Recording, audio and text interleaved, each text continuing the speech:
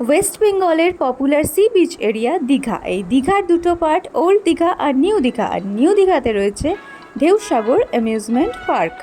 আমরা জানি sea beach এরিয়াতে দিনের বেলা টেম্পারেচার প্রচণ্ড থাকে, তো এই গরমেই চলে এলাম ঢেউসাগর পার্কে।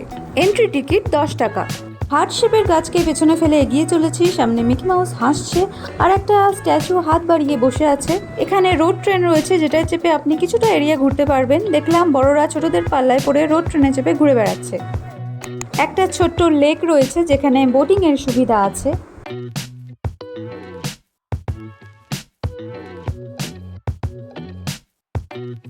এখানে জাম্পিং রাবার ব্যান্ড আছে, ট্রাই করতে পারেন।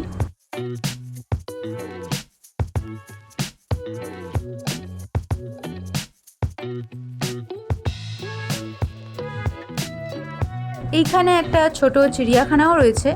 কয়েকটা হাঁসের মতো পাখি ছিল। খরগোশদের গ্রুপ থেকে কয়েকজন খাঁচার কাছে এলো, একটু গাছের পাতা খাওয়ালাম।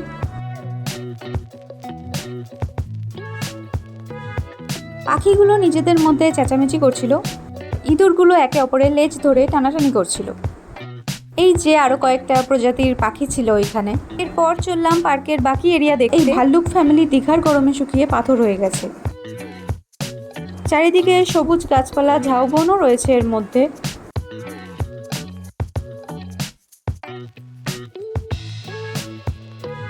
এরপর এগিয়ে চলেছি এই ঢেউসাগর পার্ককে আপনি একটা আদর্শ পিকনিক স্পটও বলতে পারেন।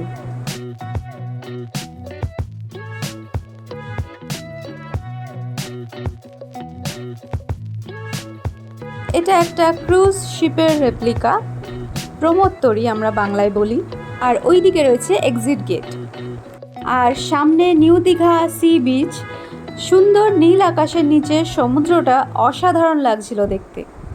আর বিচে ছিল প্রচুর টুরিস্টের স্নান করার ভিড়। দূর থেকে দেখলাম বিচে স্পিড বোটিংও হচ্ছিল।